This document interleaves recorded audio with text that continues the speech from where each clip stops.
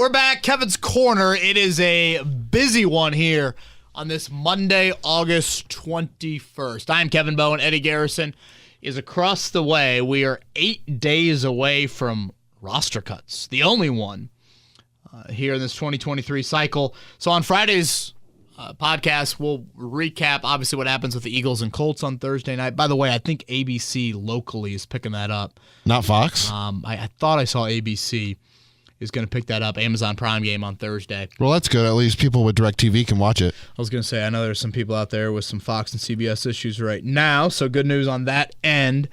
But we will go over kind of, okay, what does the 90-man roster look like down to 53 in my eyes, some things like that. But certainly a ton to get to on today's podcast. Eddie Garrison, good morning to you. Good morning to you, KB. How are things? Things are well. Before we get any further, let's lay out our plan for our fantasy football league this year. We want to reward, obviously, our listening audience, but we also know there's a strong contingent that listens on YouTube as well. So let's give out, Eddie and I talked about this just before the show started. Let's do this, Eddie. 10 spots in the league, right, to join you or I? Yep. You and I should say. Yep. And let's do, have you created the league yet? Probably not. Not yet. Let's do a draft like that first week of September. Sounds good to me. Let's do like a 9 p.m. Eastern draft. Ooh, I love night drafts. Let's do that on, whatever, Tuesday, Wednesday, Thursday, whatever you want to do there. I feel like just in case we have some people that are listening in different time zones, that'll be good. Who knows? Maybe we got people overseas. But let's give out 6 of the 10 spots to the people that DM Eddie Garrison first after listening to this podcast. Yep. Eddie Garrison, your Twitter handle is at Eddie Garrison _. If you need the spelling, my first name is EDDIE. Last name is GARRISON. And obviously, I don't need to pronounce what an underscore is. Or explain. So 6 spots right there. Now, just want to say, if you DM Kevin, you're not going to get in. Yes, DM Eddie. And then Eddie will obviously take your email info. He'll send you an invite to the league.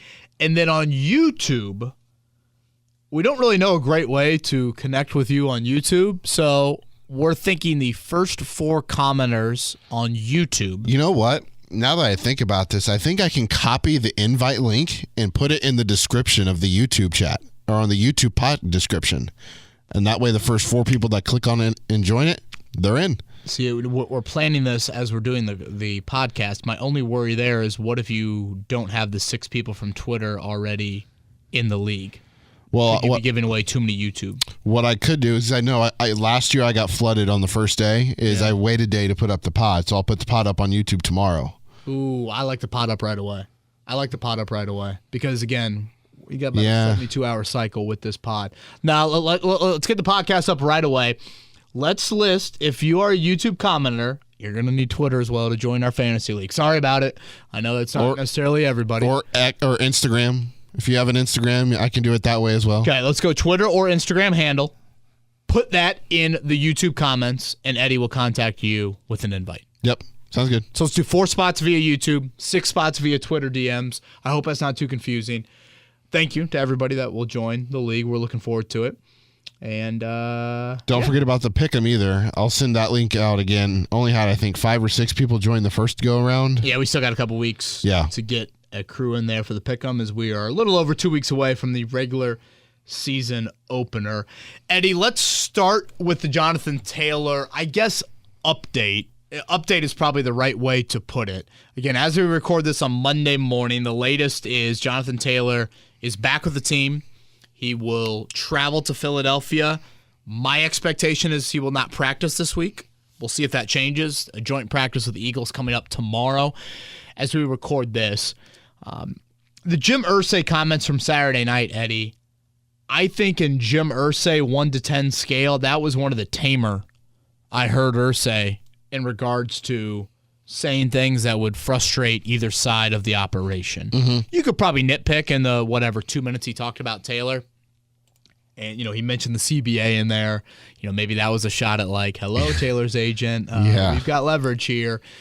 He, said to end it, Chris Ballard is going to work hard to try and get the waters as calm as he can. I'm thinking, well, you're the one that helped stir up these waters. And So that I kind of chuckled at. But again, I thought for Irsay, pretty tame.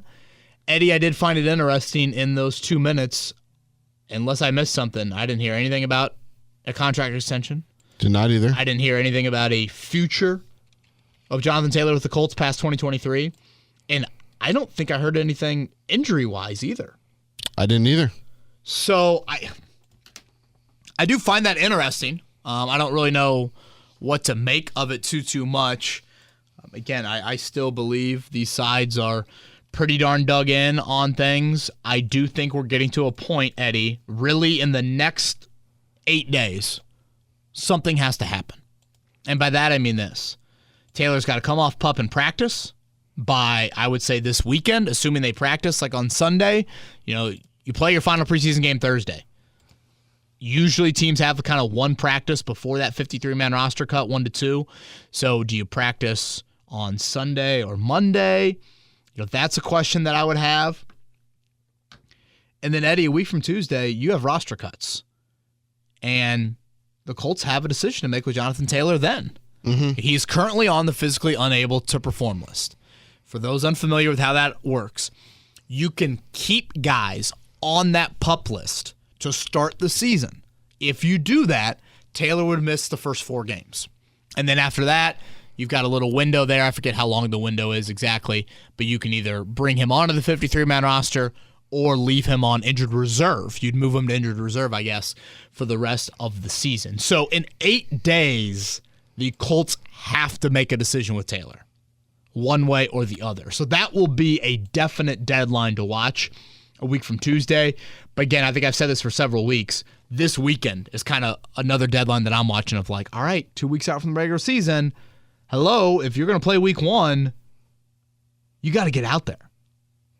So that's where I think we're at with Taylor. Am I missing anything? Anything to add on the Taylor front? No, I think Las Vegas is going through the same thing with Josh Jacobs. Vincent Bonsignor of the Las Vegas Courier and Review, Las Vegas Review and Journal, he said that Josh Jacobs is expected to report sometime before week 1.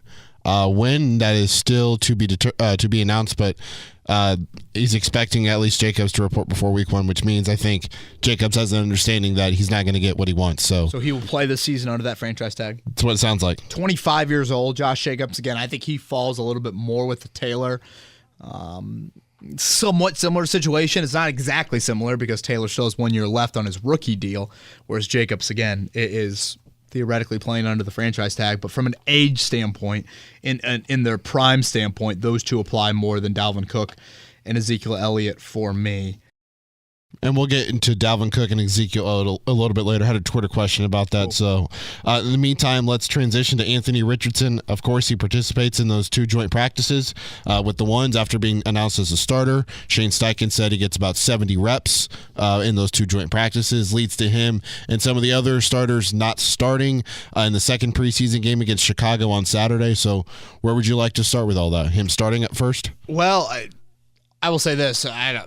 The Shane Steichen, did he say that 70 reps? Did Shane Steichen say 70? I thought that's what Joel said he said this morning. Oh, I don't know if you're throwing 7-on-7 and 1-on-1s in there. He definitely did not sniff 70, 11-on-11 reps, which for me, those are the reps that really, really matter. But that's neither here nor there. I do want to get into Richardson on Saturday night, Eddie, but let's go back to last Tuesday when he was announced as a starter. Let's begin there before we get into Saturday night and that decision not to play him.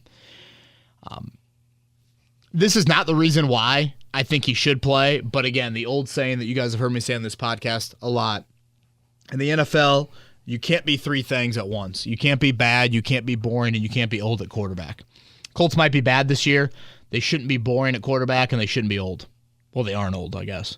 So that was my first thought, kind of walking out of that tent when Shane Steichen announced it. And my second thought was, I think it's a brilliant decision to announce it when they did. Mm-hmm. I forget if I said it on the podcast last Monday, Eddie, when we did it, but I remember Tuesday morning sitting there at Grand Park, and the Colts were getting ready for 2 joint practices Wednesday, Thursday, again, a preseason game with the Bears, and then the Eagles week coming up this week.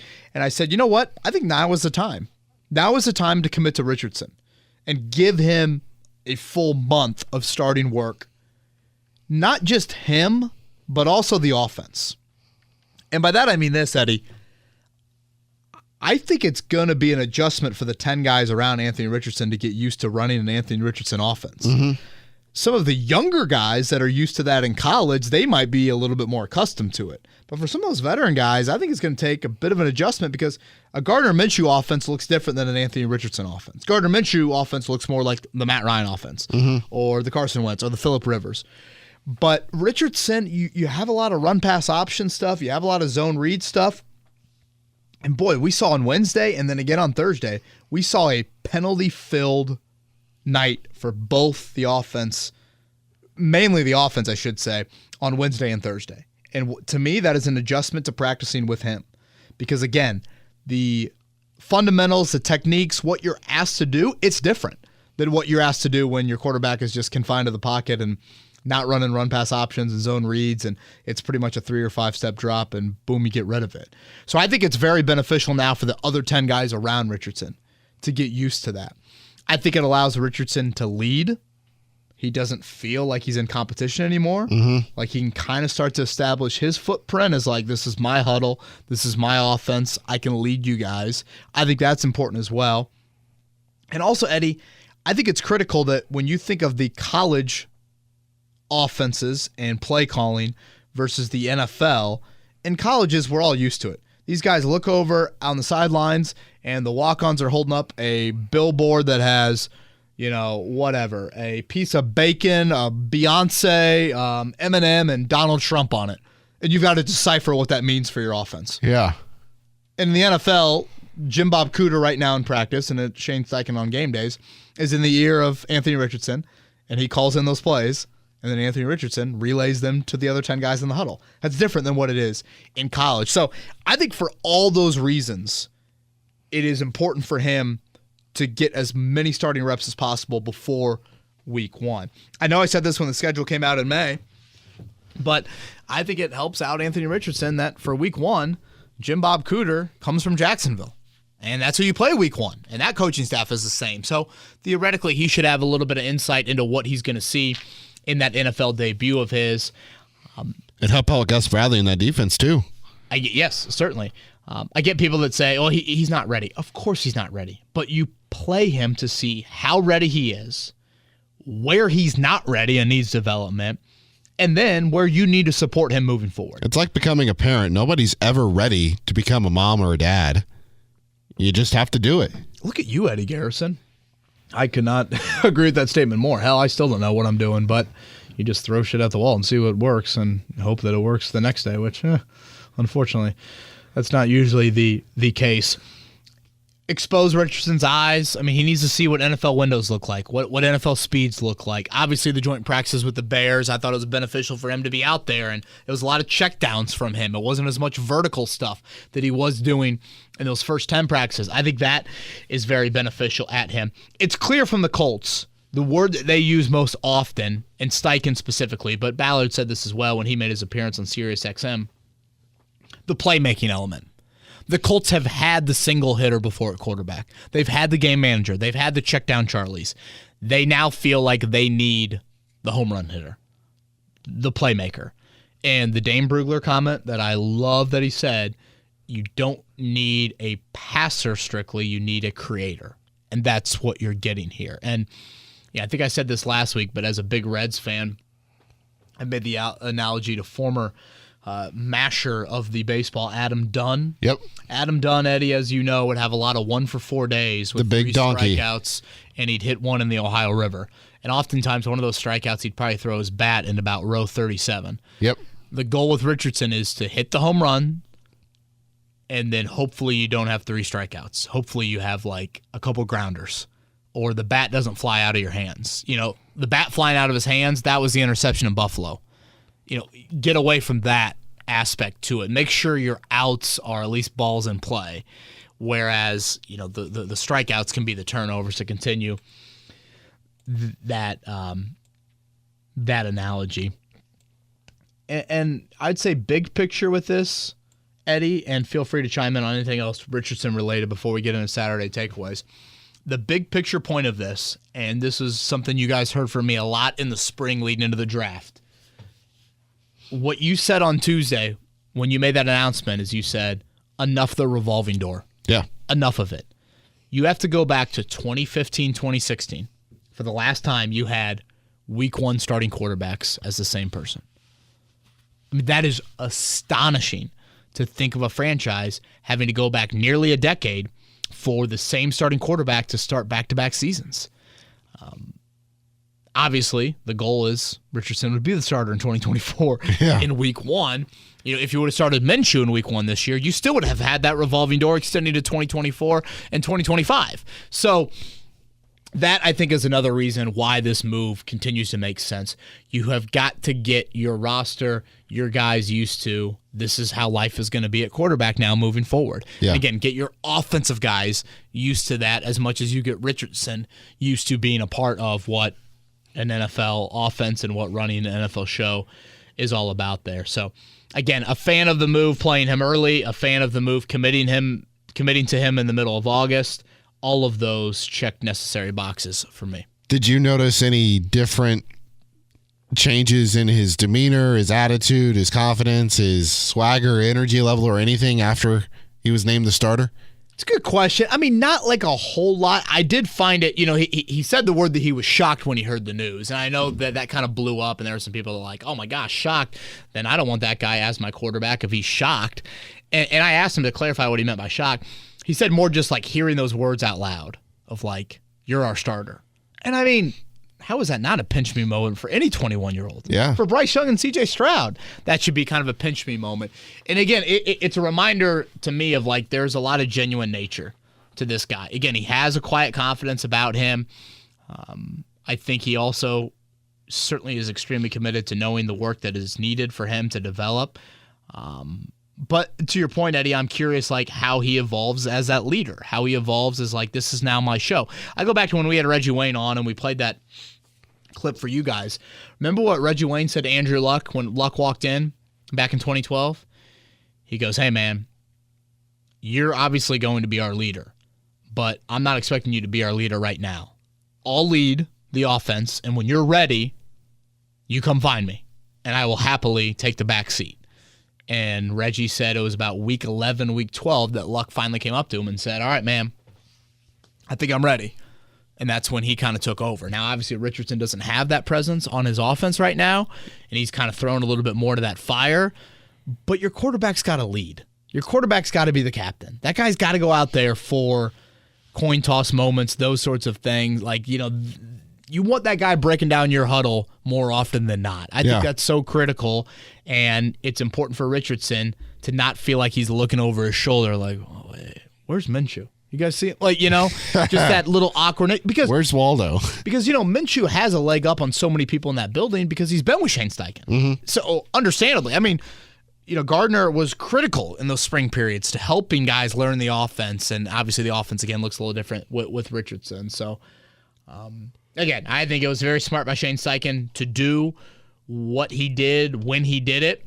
And honestly, Eddie, until Saturday night, and I guess we can transition into the game, until Saturday night, I have agreed with just about everything Shane Steichen has done in handling the quarterback and handling the reps for the quarterback this entire offseason. I think all of it has gone very much according to the plan that I kind of had drawn up in my mind. So what you're saying is Shane Steichen listens to you? Not at all. Shane Steichen has a brilliant quarterback background. But again, until Saturday night. And I did not agree with Richardson sitting on Saturday. And should we just hop into that now? Yeah. Okay. Two things, Eddie. Let me start here. And I think listeners of our podcast will know I don't typically go down this path. Like, I know there are a lot of people that are like, the Colts hide information. The Colts aren't transparent.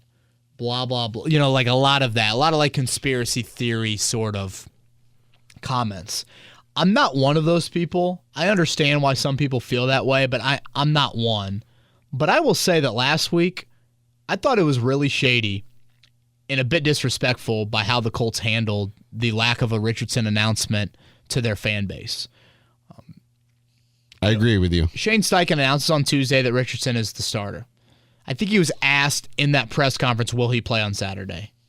Pretty much he he no comments it. I think I was the one that maybe asked him then on Wednesday, the same thing. Will he play? No comments it.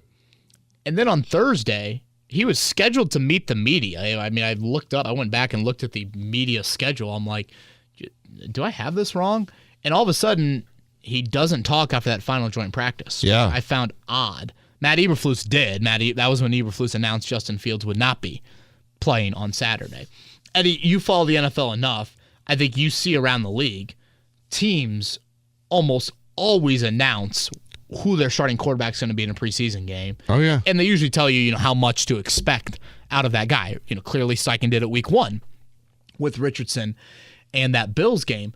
So I came in Friday morning for our morning show, and my former co-host, Jake Query, he would admit he's more of the conspiracy theory guy than I. And I go, Jake, again, I'm not this guy.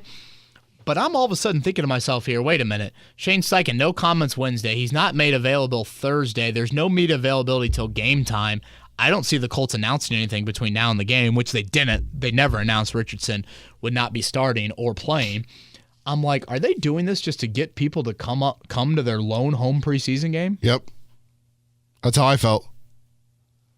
Again, it's a 5-minute rant from me, and I think, again, you guys know that this is typically not me, but it shows you kind of where I'm at of I clearly feel like this is an issue that needs to be brought up. Again, I thought it was very disrespectful to your fan base because, preseason attendance, Eddie, to me it's similar to training camp. You get a lot of people that go to those games because the ticket typically is a little cheaper on the secondary market than it is for regular season games. It's a little bit easier for kids to go. A little bit easier for kids. And I just feel like it's more of an experience for maybe a first-time NFLer, whether that is, again, training camp or the preseason. And to me, you just were trying to get people into the building. And it was misleading. I didn't like how they handled it. Again, there was no announcement whatsoever from the Colts on that. And usually they are pretty transparent with that stuff. So why now? You were content with announcing him as a starter in week 2 of the week for the regular season, but you're not going to tell us what the preseason game plan is for him? Yeah. And again, I'm not saying tell us like the media. Tell your fan base. To me, that just bothered me. Rubbed me the wrong way. And but I felt bad for a lot of fans that, paid a good dollar on the secondary market or decided to kind of plan their weekend around that, and they might have had different plans if they knew Anthony Richardson wasn't going to be playing. It was a sellout. Was it a sellout? That's what they labeled it as. I mean, how many is that? 65,000? It's a good question. So that bothers me, Eddie, but I get it. Some people don't care, and they're like, whatever, people expecting anything in the preseason, that's just stupid of fans to expect that. I didn't like Richardson sitting either. I get that he participated in the joint practices. Again, he threw 9 practices in 11-on-11 setting on Thursday. I think he threw 19 on Wednesday, so it's not like he threw a ton of footballs in either of those 2 practices. I think games are different. I think games are different for a rookie quarterback with 13 collegiate starts. And probably bigger than the Richardson thing, Eddie, I don't think it sends the right message to your football team when you bench 20 of your 22 starters. You are a 4-win football team coming off one of the most historically embarrassing and disappointing seasons your franchise has had in years. You have a new head coaching staff. You're playing your lone home preseason game, and you decide to sit your starters. I just don't think that's the right message to send when you are a franchise that has lost 9 straight season openers. And again, this is something that I think people don't pay attention to enough when we talk about that season opening losing streak. The 9 straight season opening losses, that is a glaring enough stat. But if you take it a step further, Eddie, in the month of September, in the Chris Ballard era, the Colts have the 27th best record in the league in the month of September. Ooh. So it's not like they're losing the opener and then they come back and they win the next 2 games in the month of September. They're 7-12-1 in the month of September under Ballard. That starts your franchise in a season off behind the 8 ball. It puts you in an early hole. It creates you to play catch up. And obviously the results have been the results. You haven't won a division title in that time frame. You've only won one playoff game, those sorts of things. So I would say bigger than the Richardson thing, I think it's the wrong message to send to your football team to do that. And I'll go back to an observation from the Thursday joint practice that I mentioned earlier in the podcast. Wednesday and especially Thursday, you had a lot of penalties on your offense. Eddie, on Thursday night, Anthony Richardson was 5 of 9 based off purely if you didn't pay attention to penalties. If you paid attention to penalties, he was 2 of 6 for the entire practice. Ouch. He had 3 completions called back due to not offensive pass interference, not holding, due to ineligible men downfield. What did I say earlier about committing to Richardson with a month to go to the regular season? The other 10 guys in this offense have to get used to playing with him. Run pass option, zone read stuff, how you block that, the fundamentals, the techniques with that, it's a lot different than it is blocking a normal offense. So to me, your other 10 guys offensively need to get used to that. So that's why I find it beneficial as well to play those guys. I mean, I know Bryce Young played. I know C.J. Stroud played. I mean, even guys like Josh Allen, Patrick Mahomes played over the weekend. Stroud played a half. Did he play a full half? Yeah. I think it's critical to shed the red jersey, but also this, Eddie. You've been out to training camp practices. If Anthony Richardson throws a interception during a joint practice, what happens? They just move on to the next scripted play that was on the sheet that they talked about the night before. Mm-hmm. You throw an interception in a preseason game, you got to go sit in the bench and stew. There's ramifications for what you do, good and bad, that I think you just can't get into practice. If you have a holding penalty in practice, it's not like they just push it back to 1st and 20. Right. If you're in a red zone drill, you just go back to the 20-yard line and you run the next play. So that's where I want to get him into those moments where you've got to respond to the unscripted stuff.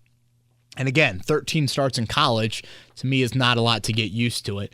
I don't want to sit here and act like this is the end of the world and the Colts have totally stunted his development and this is going to have a severe impact on his rookie season. But I think when you are as inexperienced as he is at quarterback, your team is not used to playing with that style of a quarterback, you've just had one of the most embarrassing seasons in your franchise's recent history, I think your starters should be playing. I get that the NFL does follow the leader. Hey, all these teams are doing, past precedent says if we have joint practices and the other team sits their starters, then we should sit your starters. The Colts aren't every other team. And they shouldn't act like they're every other team because they're not. Mm-hmm. They're not at quarterback, and they're not with how they've started seasons in recent history. I could argue the Bears should have played their starters, but then I also sat there and thought to myself, you know what? Justin Fields did just go 8 of 8 in some red zone drill I just watched, and he's with Luke Getsy for, what is it, the second straight season? I mean, he's in the same offensive system. So I still think, DJ Moore and that arrival, it could be beneficial for him playing. But again, I don't think the Colts should have just followed the same script as the Bears. So first time all offseason that I've disagreed with how the Colts have handled Richardson. Sounds like they will play their starters coming up on Thursday.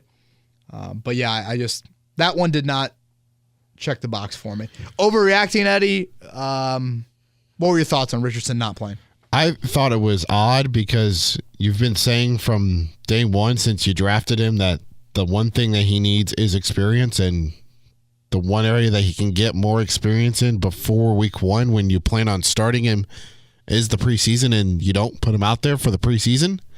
Game 2, it didn't make sense to me either. Again, you only have 3 preseason games now. Right. It's not like you have the 4 games and you progress through game 1, 2, and then the dress rehearsals week 3, and then you play a bunch of the 90-man roster guys in week 4. And I go back to what Chris Ballard said on opening day of training camp.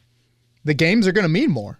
The preseason games are going to mean more in evaluating Richardson. So, yeah. I understand Ryan Kelly and Will Fries probably were not going to suit up because didn't they miss that Thursday practice? Ryan Kelly and Will Fries both missed Thursday. My counter to that, Eddie, would be there's probably going to be moments in the season where Danny Penter's your starting center. Yeah, that's what I was going to say. And then Will Fries, there's some people that probably want Will Fries benched anyways. Yeah. So, of all the offensive linemen to miss, to me, if you were ranking the offensive linemen most important to least important, the three most important are healthy right now. Mm-hmm. Nelson, and I'm not saying in this order, Nelson, Ryman, and Braden Smith.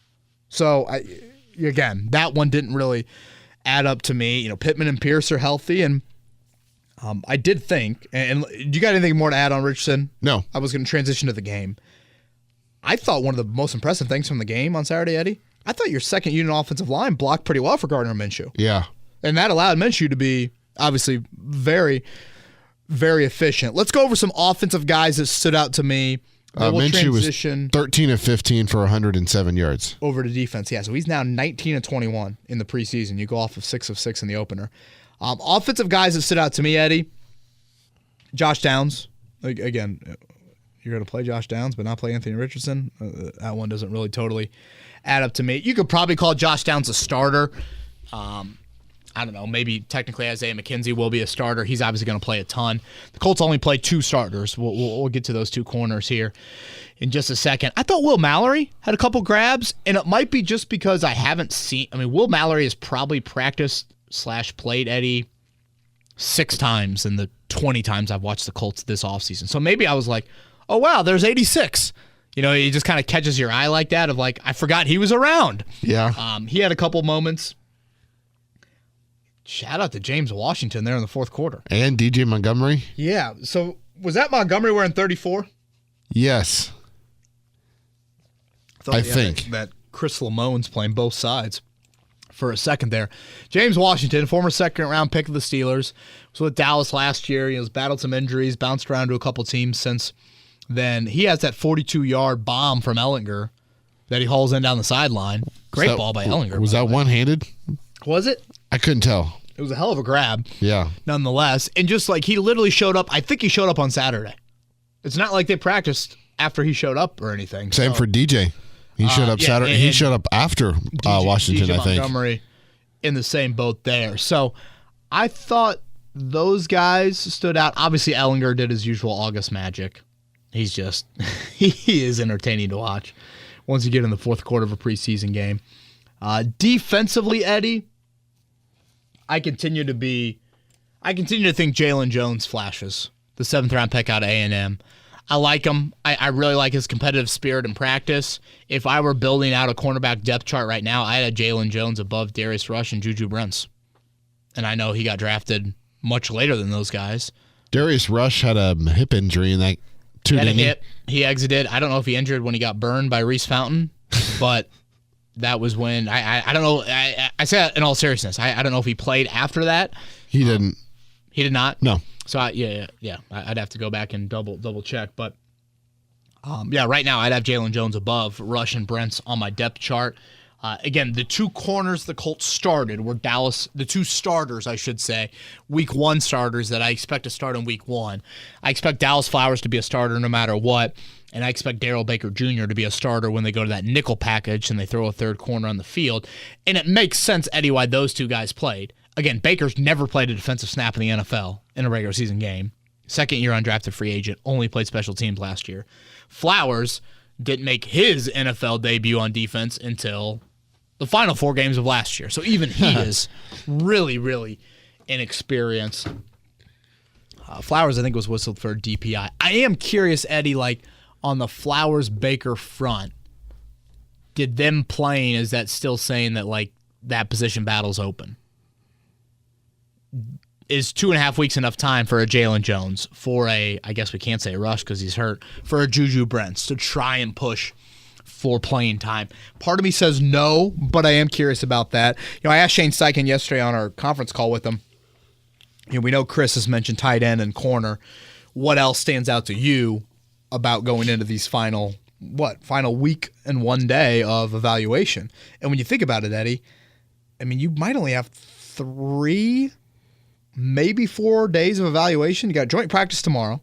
You fly to Philly today, joint practice tomorrow, game on Thursday. If you're going to play your starters more, that leaves shorter time for the back end of the roster guys. And then I guess you might practice, Sunday, Monday?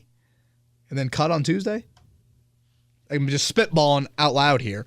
But that would leave 4 times you evaluate between now and those roster cuts on Tuesday. But what I asked Steichen was, anything else stand out to you? He brought up wideout, number 4, 5, and 6 wideout. I tend to think, Eddie, you keep 4 tight ends and only 5 wideouts. Let's say you keep 3 tight ends and 6 wideouts, okay? If you keep 3 tight ends, Granson, Mo Alley Cox, Jelani Woods, let's go with those 3. That means you cut Drew Ogletree and Will Mallory and Farrell Brown. Whereas a wideout, most stellar preseason by any means. Say it again. Farrell Brown has had the most stellar preseason. I'm just throwing out a name that has an NFL resume. Yeah. At tight end. Whereas at wideout, if I keep 5 wideouts, I think the 4 are pretty obvious. At least I know Shane said 4, but I mean, to me, Michael Pittman Jr., Alec Pierce, Isaiah McKenzie, and Josh Downs are all locks. A 5th wideout would have been Ashton Doolin. So who's your 5th? It's got to be a special teamer in my mind.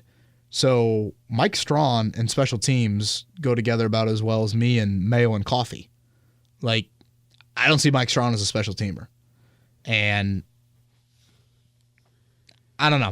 That one does not seem like a slam dunk to me. James Washington, can he play special teams for you? The new guy? Brashard Perriman, is he going to play special teams at age 30 or however old he is right now?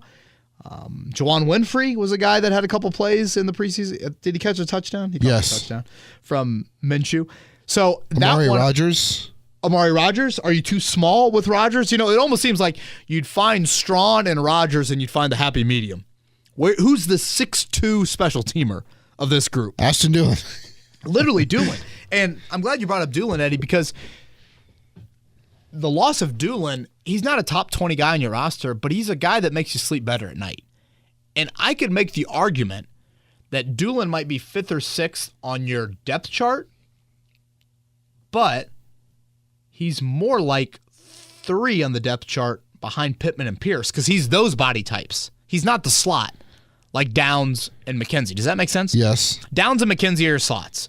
Your outside receivers are Pittman and Pierce. Okay, who backs up those guys? You don't want McKenzie and Downs playing outside. You would want more of a Doolin type. So that's where you lose him. You could make the argument that he technically is your 3rd outside wideout. And if Pittman or Pierce were to go down, now all of a sudden you don't have your number 2 or your 3 outside wideout, if that makes sense. Yes. So I do think the Doolin loss is notable. Jannard Avery, torn ACL, is as well out for the year. Or I don't know if it was torn ACL, some knee injury. But I had him as a possible to likely depth defensive end piece. Flashed early in camp, is a veteran. I would now slot those guys like Taekwon Lewis, Dayo Adengbo, maybe Khalid Kareem. I don't know. Maybe I'm forgetting somebody. Oh, Al-Qadim Muhammad would probably be in that mix as well. I think that covers everything from the game. I know I've kind of now delved into roster cuts more than anything, but one player you didn't mention, Nick Cross. Yeah, leading tackler, right? Yes. 8 of them. I think he was the second leader in snaps. He's had a nice camp. I'm unsure of where exactly he fits. Like, I think Julian Blackmon and Rodney Thomas II are still your starters back there. But, yeah, he is shown up. I mean, to be fair, he did show up last year. He made some nice plays last year in camp, but I'll be curious to see if they try to get him on the field at all. And I guess speaking of on the field and guys who didn't play Saturday, Shaquille Leonard in concussion protocol. Eddie, I said this on last week's podcast, but it's time to get to the quality. The questions I have for Leonard are this now. Is he back to the All-Pro? Because he's paid to be an All-Pro. And I know that sounds harsh, but that's the reality. He's paid to be an All-Pro. And if he's not playing at that level, you're not getting the proper return on investment, and you've got to think long and hard about keeping him on your team after the season. Agreed. And you have an out financially where the cap hit isn't as much. My other question would be, can he play every snap for you? Do you want him to play every snap for you? Or do you want EJ Speed to spell him a little bit? Those are some Leonard questions I have as we move into the back half of August. Last thing from the game. What do you think of Titus Leo's performance? He had a couple moments. Did Leo had the sack where I thought Eric Johnson should have got credit for? There were some guys that got upfield that I felt like pushed, was it Peterman or Bagel, or whatever the other guy's name is, up into the pocket there. But Leo, he had the play where He disrupted things when Barkley threw the pick six to Darius Rush back in Buffalo. I still think just practice squad for him. I do too, but it's encouraging to see him come along the way he has. Yeah, huge step in competition. And that hair keeps flowing. It does. Talking about Grant Stewart, obviously. Oh, Stewart. I thought you meant Leo there. No. For a second. Stewart, he's a lock. Just flying over the all over the field. You imagine if I had that hair? Man. Be a special teams demon. Look like modern day Jesus. What's the guy's name that was on Notre Dame who had the hair? Special teamer. Bo Bauer? Yes. In the last couple of years, number 52? God, yes. I loved him. If you're going to be a special teamer and you're going to be elite, you got to have good hair. Remind me of his, talking about Stewart, reminds me of Haloti Nada, I think was his first name. Sure. Big dude. Yeah. Big dude. Jamie Silva, former Colts special teamer. Yeah. Ready for Twitter questions? Yes. Josh is up first. Does it make sense that with everything we presume to know about Jonathan Taylor's character prior to his agent change, it's likely that he would do the professional thing and play out at least this season, no matter how strained the relationship was with management? Obviously, this doesn't account for injury complications. Yeah, clearly Taylor was upset prior to the agent change. I mean, he changed agents for a reason. Taylor sitting out, it seems rather ludicrous to me because Eddie, and I say this only, he's only made $6 million in his NFL career. He's due over $4 million this year. It's a big bump in pay for year 4 here. Sitting out in season is totally different. I brought this up to Joel Erickson earlier today. And Eddie, follow me here, okay? If Jonathan Taylor, and again, I guess at some point it'd get a little bit of a legal battle in this because Taylor being medically cleared by the team and then Taylor clearing himself for practice, I would argue is 2 different situations here. Yes. Now, again, that can get really murky in season. But Eddie, what if this is the case? What if Taylor stays on PUP for 4 weeks, doesn't like where he's at health-wise, doesn't like his contract situation, and the Colts just move him to IR after that? So he'll miss the entire season. He still gets an accrued season, so he still hits free agency next year. Now, granted, he will have hit it having not played for an entire year, so he'll have to convince a whole lot of teams around the league that he's healthy, quote-unquote, but he would hit free agency, and then he could make the argument and say, well, I got less wear and tear. I didn't play this year, and I'm healthy. That is super conspiracy theory. I realize that, but it's something that just popped into my head. Franchise tag. And then we're back to square one, right? Yeah. Is he mad about the franchise tag? I would assume he would be. Yeah. But, yeah, this is where, God, my head just wants to explode with this. Tyler wants to know if you think Sam Ehlinger is more likely to ride the practice squad versus the Colts holding on to him as a third quarterback. He can't imagine we would get anything in a trade, but curious what you think about the situation. Thanks, Eddie. KB, side note, dad joke. Did you know the first French fries weren't cooked in France? It's because they were cooked in Greece. Oh, my God. Tyler. Do you think that's good? That's a very bad dad joke, that's for sure. On a bad joke scale, it's got to be less than a 5, right? Yeah. So with Ehlinger, you can carry that extra quarterback, right? Isn't that the San Francisco rule this year? Yeah, the McCaffrey rule or the Brock Purdy rule. Brock Purdy rule, or Josh Johnson rule. Yeah, so you can carry 3. I assume they'll just do that with Ehlinger. Yeah. You'll just, he'll be your third quarterback on game days and, in emergency rule. Boy, Eddie, I'm trying to think of the last time the Colts went through an entire offseason with only 3 quarterbacks on their 90-man roster. Usually there's like a 4th quarterback. I saw Chicago have a 4th. Had to be the Manning days and then certainly the Luck days. Yeah, but I feel like even some years of those Luck, there was a quarterback from Oregon one time you had as a 4th QB. I'm trying to think of his name. Didn't you have, what was the guy from Miami? I really liked him. Josh Freeman? No, light-skinned dude. What was his name? Oh, I can picture him. Brad Kaya. Oh, yeah. Remember that name? Yeah. He was a good dude. But, yeah, I mean, like, I don't know. I think that would be... I don't think that's happened very, very often. Yeah, I could see Ellinger as that emergency third QB. I don't see a reason why they would need to carry 3. Now, Shane Steichen, and this is something to watch, I think, a week from Tuesday with roster cuts. When you get there, you're 4th on the waiver claim. You are 4th on the waiver claim, which is something to obviously point out. But you also have a new offensive staff. So does that offensive staff have anybody from around the league that they like or particular skill sets that they like? And is quarterback one of them? The Sam Ellinger quarterback, do the Colts want more of a risk as the third QB? Ellinger is a safe third QB. But, he's got no ties to this offensive staff. So, and that's just one position on offense that I'm talking about. But I think it's something, I go back to 2017, and obviously this was Ballard running the show, but he made 5 waiver claims on the final roster cut down in 2017. Kenny Moore was one of them. I think Pierre Desir might have been another in that same year. That obviously worked out really, really well. So do we see any of those? Or do we see a Grant Stewart type of trade? Sure. Oh, yeah, trades have been something that they have done as well. Yeah. Ben would like to know, with Anthony Richardson's deep ball accuracy and Shane Steichen's attitude of emphasizing strengths, is it out of question to see over or under 5.5 passes of 25 yards or more per game this season? Oh, it's got to be under, right? That's a lot. That's a ton. Under a 5.5 of 25 yards or more per game? What about 2.5? Yeah, that's one. I would argue that I bet Mahomes averaged less than 5.5 last year.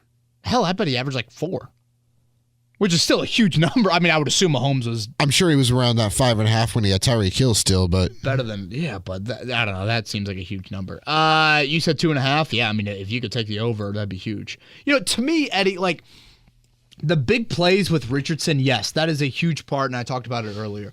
But I think there's going to be subtle moments where, do you remember the Andrew Luck to Dontrell Inman touchdown to start the season finale game against the Titans? I do, very, very much. To get in the playoffs? Vividly, yes. If I'm not mistaken, Sunday that was Night Football. 3rd down. Was it a 3rd and goal? Could be.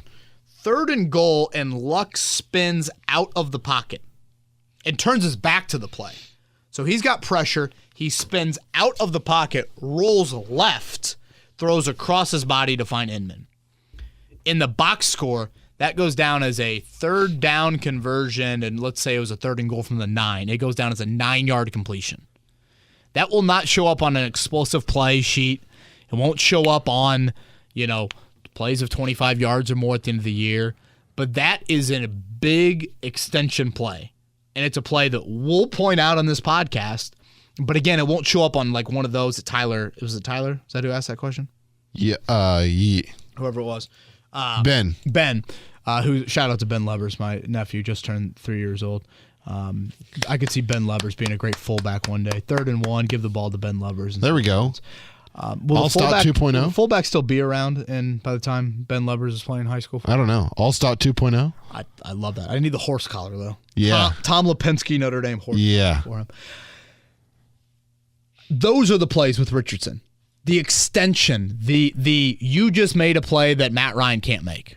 And I know that's low-hanging fruit, but those are the things, Eddie, where I'm looking forward to it. Yeah, those are the reasons why you start Anthony Richardson, or the reasons why you would feel comfortable putting him out there. I'd say those are the reasons why you draft him. Yeah. It's those creations. Eddie, Dane Brugler. Yep. Creator, not passer. Creator, not passer. Creator more than passer is probably the better way to put it, because you still need to pass. Right. Daner, better chance this player starts week 1 for the Indianapolis Colts. Dalton Risner or Jonathan Taylor? Shit, I'm trying to think better chance Eddie Garrison starts. That's 2 S-bombs for you in one pod. Wow. Potty mouth.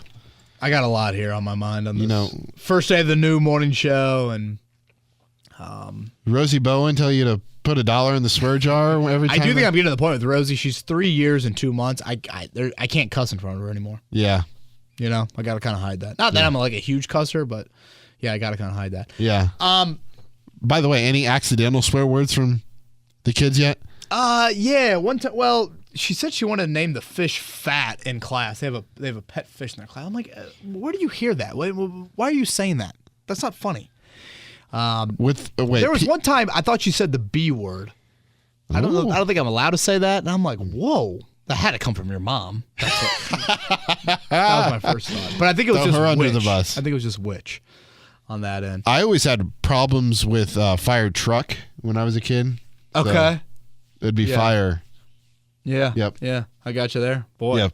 That's quite the word. Yeah, I know.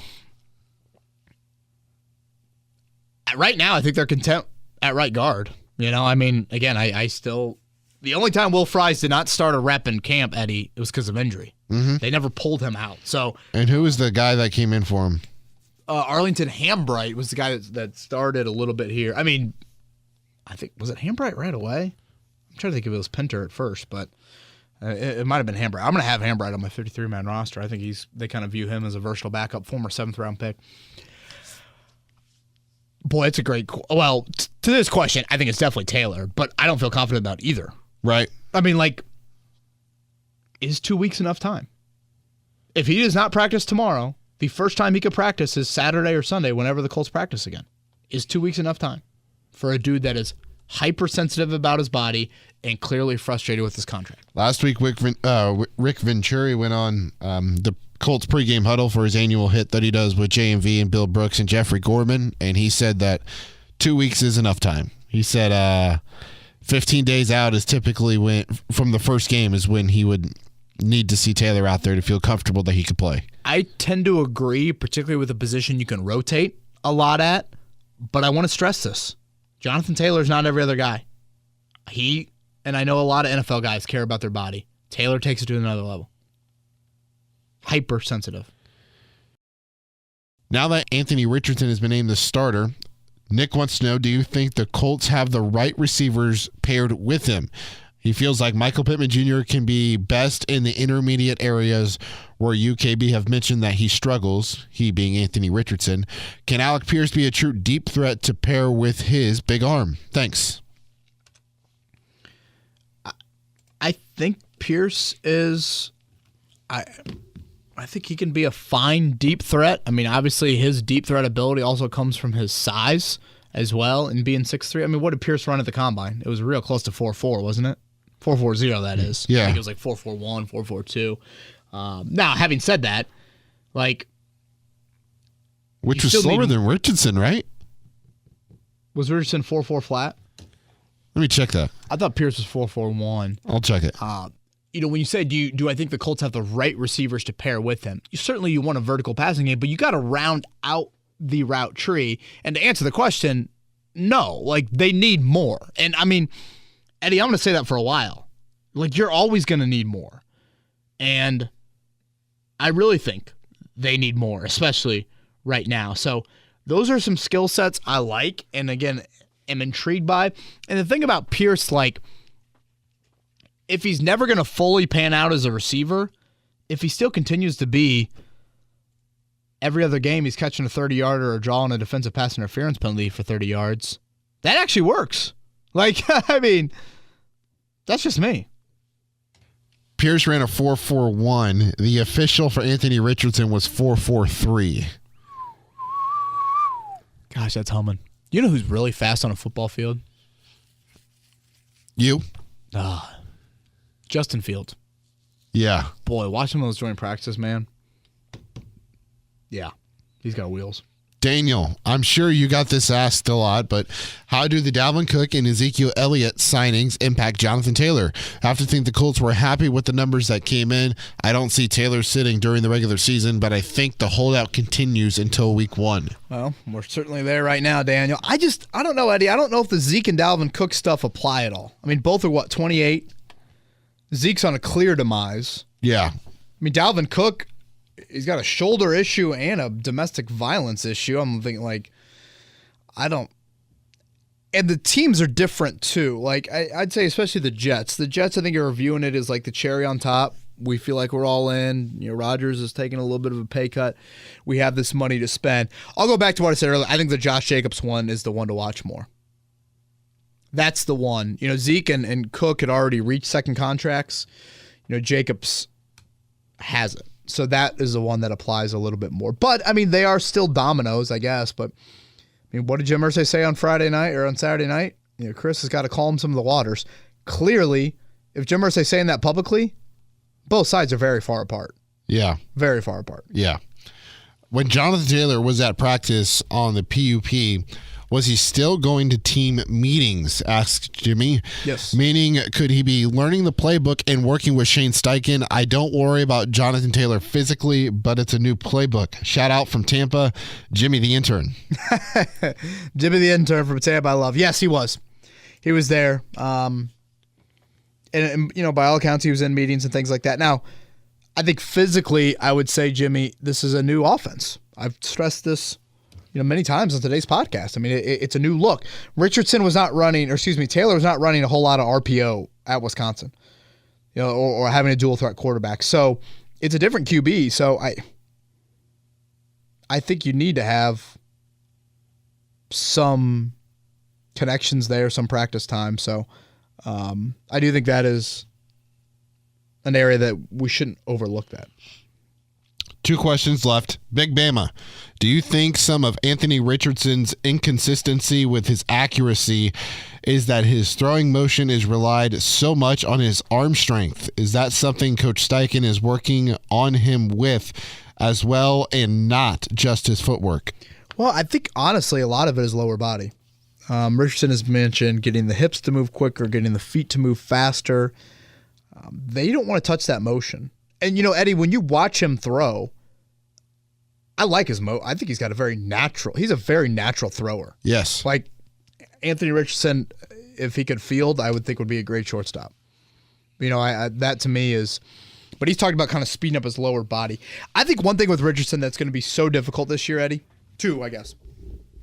And 1 is you can say the same thing about this for all running quarterbacks. I know Bills fans feel with Josh Allen. The fine balance between when he runs and when he doesn't, and how much you use that, and how many hits he takes, and does he slide. That is the obvious gray area with running quarterbacks.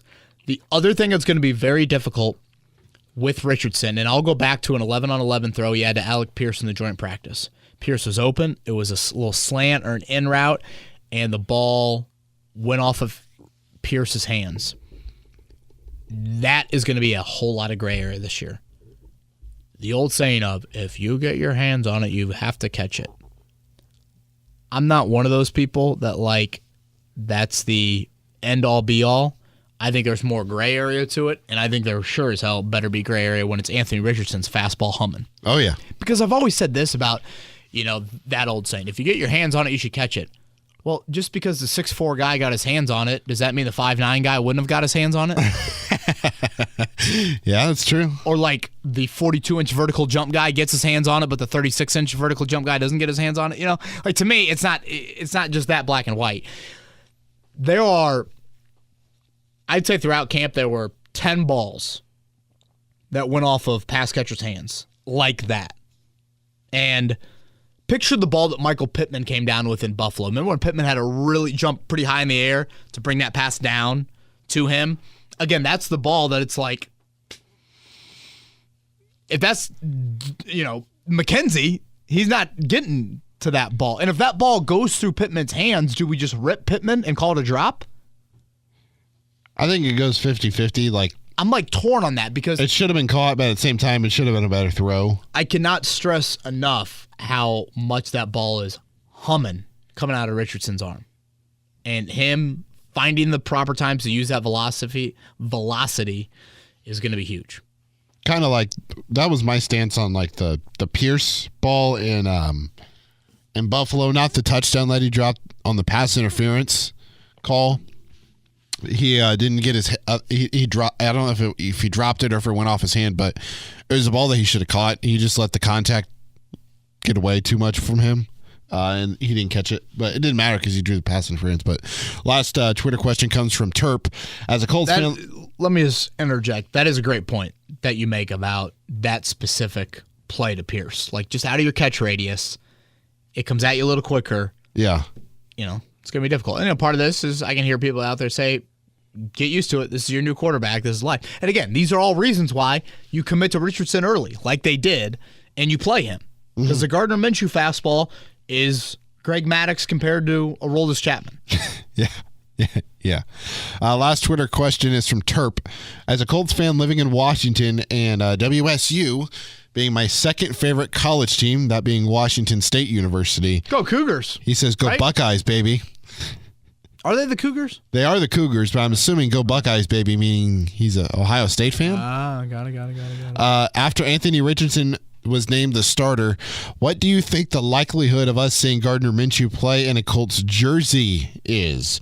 I've been on the start Anthony Richardson train early, and this was just hoping it'd be week 2 or week 3 so we could still see the stash. Sling it. I love a good Minshew Washington State jersey there. Yeah, obviously it doesn't look like this is going to happen. You know, you've thrown the injury caveat with it. Would you like to see Minshew re-signed, Eddie? Possibly. Yeah, I think that's a question you have. Do you feel like they've got a pretty good relationship? You want to keep stability around him in the quarterback room? I don't know. And if he's okay with being the guy behind Anthony? Yeah. I think you've got to have a little dose of reality if you're Minshew at this point in your career. Maybe not. Maybe he wants to see, thinks he's still got more in there and can keep going and all of that. But that is something I think is worth mentioning. Yep. No more? No more. That's it. Eddie Garrison, and I'm Kevin Bowen. One more time on the Twitter plug. Honestly, if you're DM and Eddie at this point, you probably are not going to get in the league. But Eddie, one more time for those that missed it. At Eddie Garrison _ EDDIE GARRISON. ADDAI, a die. Your name made me think of that. For those that listen to our morning show, we got a new morning show, KB and Andy. That would be Andy Sweeney from Louisville. So appreciate you guys checking that out. Jake Quarry moving to noon to 3 on our airwaves. Oh, one final thing. Yes. Praying for the people out in California. Hopefully you're not dealing with any damage if you're a listener of the pod with all the rain that's been coming your way. And then, of course, the earthquake that went through there yesterday. Yeah, and being Sunday. And to the islands as well. Yep. I know DeForest Buckner, grew up out there. He's had some thoughts, not on Maui, but he's had some thoughts on it as well. So, certainly thinking about our listeners that are all over the world, but particularly in those pockets of the U.S. as well. So thank you, Eddie, for mentioning that. We will come back on Friday. Let's do Friday, okay? So that will be obviously a recap of Thursday night, and we'll go down the position 53-man roster cut down date, which comes here in 8 days. Everybody have a great week. Stay cool if you're in Indy. We'll chat with you next week. Friday.